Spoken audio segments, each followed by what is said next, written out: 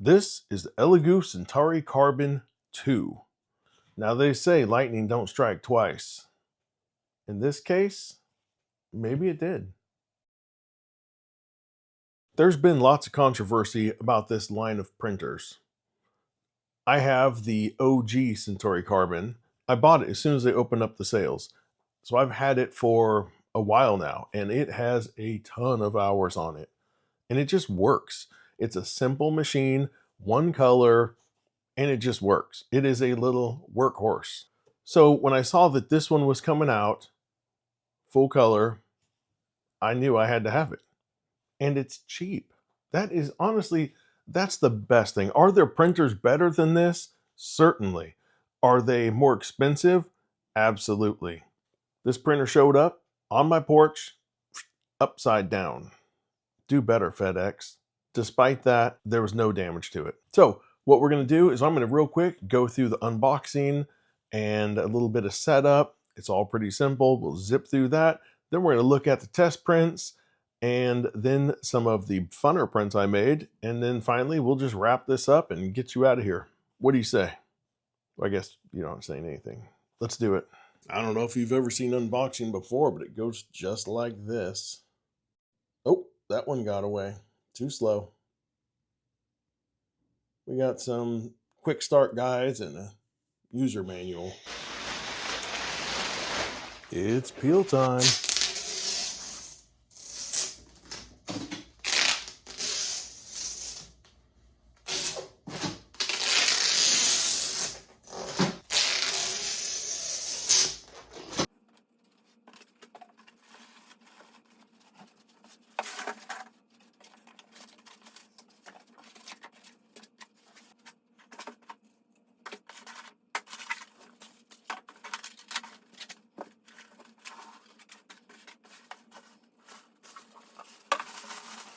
It's peel time.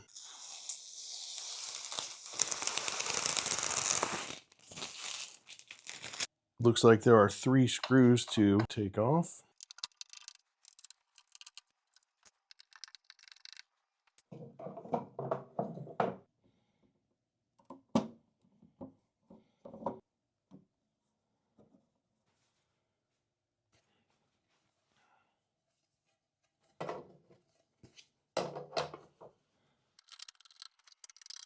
I do like how this is kind of just frosted and you can see all the stuff inside of there.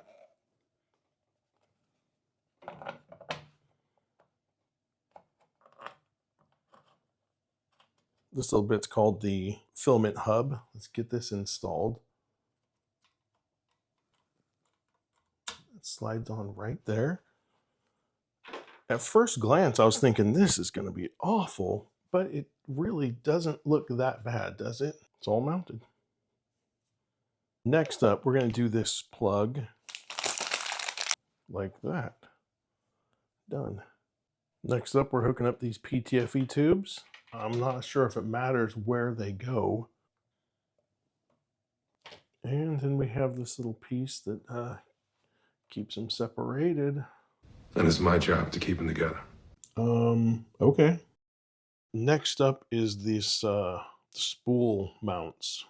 And it's weird. They don't really say, but there's this little notch here. I'm pretty sure that notch goes along so that the shallower part sticks over the frame and not this panel. But it doesn't say anything. But that's how I'm going to do it. What could possibly go wrong? And the last step is going to be putting these spool holders on.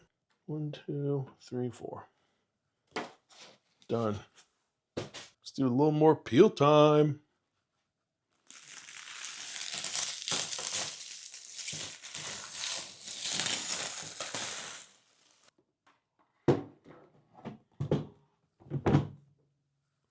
That's it. Wow. What a beaut. Check it out, y'all. Boom.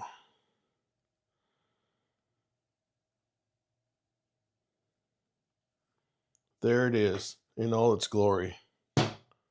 Looking good.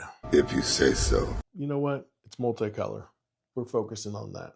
That's it. I mean, the unboxing is pretty straightforward. I mean, there's a box and a printer in it, right? Plug and screw, and you're done. You're ready to go. We're basically ready to print at this point. This has the canvas multicolor system. I'm guessing the canvas is like you're painting a picture, right? Clever. 4 colors. It has a brass nozzle. I guess it has a hardened steel sleeve though, because you can do all the filled materials, carbon fiber, glass fiber, whatever. 350C on the nozzle, 110C on the bed.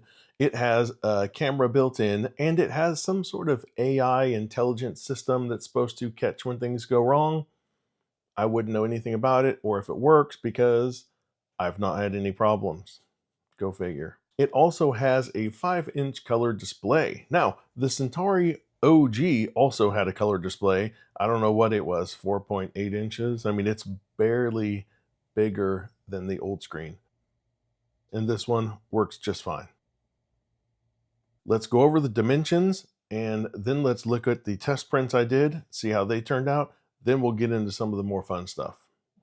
All right, in the Z, or the height, we are looking at 736 millimeters, or a whopping 29 inches. This thing is freaking tall.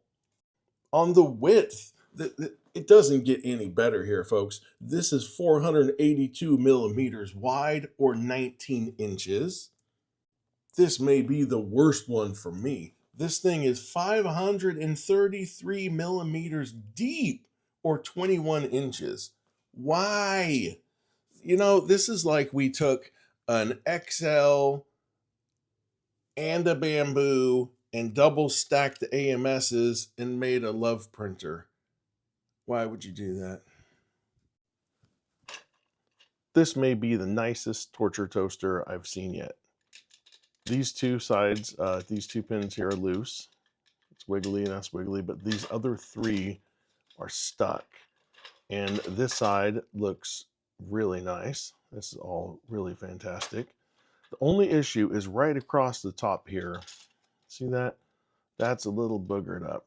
And what happened though, this is totally my fault. Dirty bed, and towards the end of the print, this came loose and started wiggling around as it was finishing. But you can see everything works. Toast pops, and this end, look at that.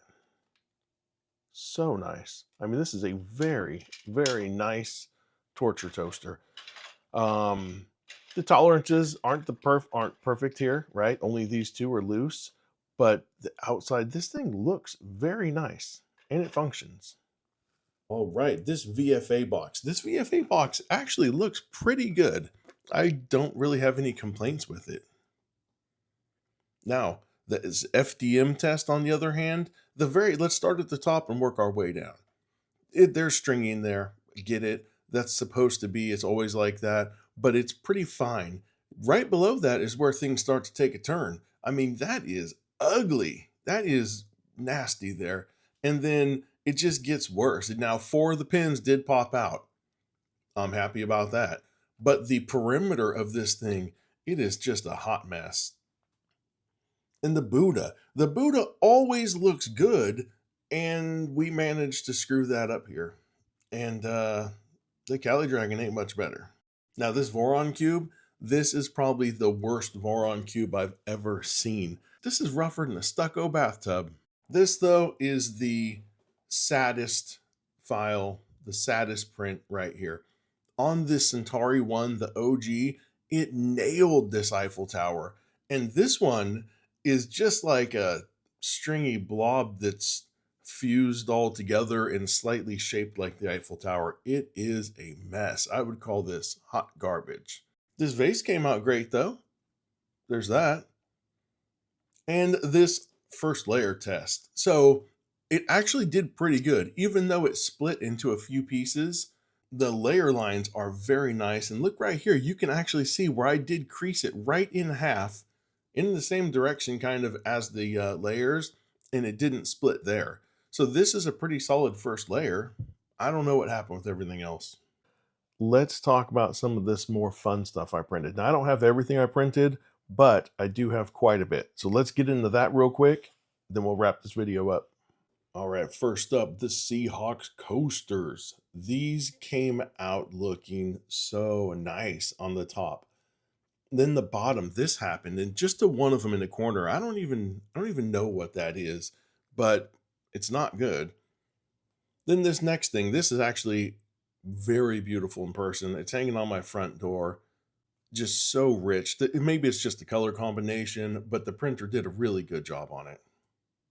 This trophy, this thing came out amazing. 29 hours it took to make this. Look at the size of that freaking purge tower. This thing is 250 millimeters tall. This bell, so it's hard to tell this bell on these pictures, but this bell is so perfect. In the next picture, check out the font. You can, on the very top of the bell, you can read it. This is so clean. And these little elephants are absolutely adorable, aren't they? And who doesn't love a minion? And those sheep, oh my gosh. Look at the white to black transition there. These things are crispy. Then we have this Benchy. So to me, this is the worst, laziest thing you could do. This was pre-sliced. If I'm going to show you that I have a multicolor printer, I'm not going to just slice a Benchy down in these flat sections. I could have done this faster on a Mark III and just manually changed the filament. But whatever, it is what it is. And the actual Benchy looks pretty clean, so I'm not going to complain about it too much. This, though, came out looking cool. So the shipping container and the ship are separate. I went ahead and painted all the windows and stuff black, and it just came out really nice. I don't know what this is. Some sort of otter thing. This was like provided with the on the thumb drive. I don't know. I guess they're earrings. They're cute. Employee of the Month. This was made for Employee of the Month of the Pullet Palace. Oh gosh, she is a rock star. And this Cali-Dragon. So right above the eyes, there's that ridge. And I've seen that on a few other Cali-Dragons I've printed. I don't know what it is. Maybe that's just part of the test, right? It has to complete that. And this one's not perfect there. When you look at it just with the naked eye, you don't really see that. What you do see, though, is the red, the black, the white. It is flawless, the transition there. I would call that a pretty good print. Some of those are fantastic prints. Look at this. I hope it comes across good on the camera because in person, the detail on these is amazing. There's like no bleed. Gotta love that. So at this point, I have 150, 175 hours on this machine. And as far as printers go, that is nothing. That is not a lot of hours. But you'd be surprised. A lot of these new printers, you open them up, and before you even hit the 100-hour mark, you get some issues. And this has had none. I mean, I don't want this to be a freaking love story, right? It's a good printer, but it's not everything, right? But what it is it's really good and it's budget. And I think that is something that makes this special because it's the cheapest thing. I think it's the cheapest enclosed full color printer out there right now. And it just works. And if it keeps acting like the Centauri Carbon 1 is, this thing's just going to keep running for a long time, problem free. The only problems I had with this, and honestly with the Centauri Carbon OG, has been bed issues. And that's on me. I mean, I get lazy and I don't wash the bed enough. And then prints start failing. Then I wash the bed and then everything is fine. Keep your bed clean. So there's that. Obviously, I've been gushing about this thing. I like the machine, right? But there's a couple things that I'm not crazy about. For one, let's talk about the fact that it's a pooper, right? And when I say pooper, I mean lots of poop. So this is all of the poop it's generated. These are gallon bags, and it's quite a bit. They're heavy. And the next thing is the freaking size of it, okay? At first, I really hated how this top hat situation looked. Now, I just kind of don't even see it. You know, it's whatever. But what it is it's tall. And this top hat is taller than this printer would be if it just had like a standard AMS sitting on top of it. But to make things better, it's got those spools on the outside. So it's wider than it needs to be, and it's taller than it needs to be. That kind of sucks because it takes up a lot of space. It's a pretty good sized printer with the extra height and width on it. For what? Just because you didn't want to do what everyone else did and have that little, like a CFS AMS system, nice, compact in a little box. Like, let's just do that, right? This works though, and it's simple. I think the simplicity is how they got the price down. These spool mounts, they kind of have, they're like spring loaded. While we're talking about the spool holder, one of the problems with it is the size of it is a little bit large. So it doesn't fit all the spools you're going to have. So like in this example here, if I have a Prusa spool, or honestly some Elegoo spools, the center is really large, and the Prusas, the center is too small. They just won't fit on that. So I end up having to work out of a dry box. And sometimes I feel like if I have 2 or 3 of them like that, I end up putting 2 or 3 dry boxes down on the floor. So long term, I'm not sure what I'm going to do to make this work, but because this printer is going to end up on a rack. So it's going to be some hodgepodge thing similar to this though, right? So it has enough room that when it pushes it back out, it doesn't get all tangled up. And even though it has all 4 of those PTFE tubes that go all the way to the tool head, it's supposed to save time, I think, because you're not pulling the filament all the way back. It still takes forever. I mean, I think this is a slower color change than my Bamboo was. So there's that. I mean, what did we really save? It must just be money. And honestly, that's enough for me because it works. I really don't care about the time because you know what the answer is to a slow printer? More printers, right? I hear a lot of people say that this is a fantastic first printer, or this is a good printer for a beginner.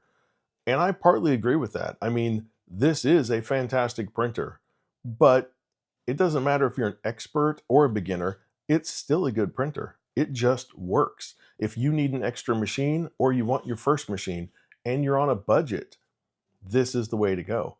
Now, it's not Prusa money, right? But it doesn't come with Prusa support either. So if there's a problem, sometimes it's going to take a day or 2 to get them to answer you. I think Bamboo's the same way. Maybe it's better. That's how it was when I had my Bamboos. You pay for what you get, right? And you don't pay much for this. That being said, I think if you buy this machine, you will not be disappointed. And for the record, I bought this with my own money. This was not discounted or given to me. Well, actually, that's not true. I did get that coupon because I bought the Centauri Carbon one, and they gave me, I think, $80 off, which if you bought the one, you were eligible for also. Nothing special for me. Now, I will tell you this, I wasn't even going to do that because I'm not hurt or offended or damaged by the fact that the one is not going to be color. When I bought it, I think I paid $300, $299, a sub $300 printer. That's cheap. So it does what it does, and I'm happy with it. Same thing with this one. It's a cheap printer. It's really cheap with that coupon, but even without the coupon, it's still a really good price. So get it, don't get it, it's up to you. I think that if you do buy it, you will not be disappointed. That's about it for this video. Just keep this in mind, kids. 3D printing, 3D printers, that's just the gateway drug. The hard stuff, that's the filament. That's what'll get you.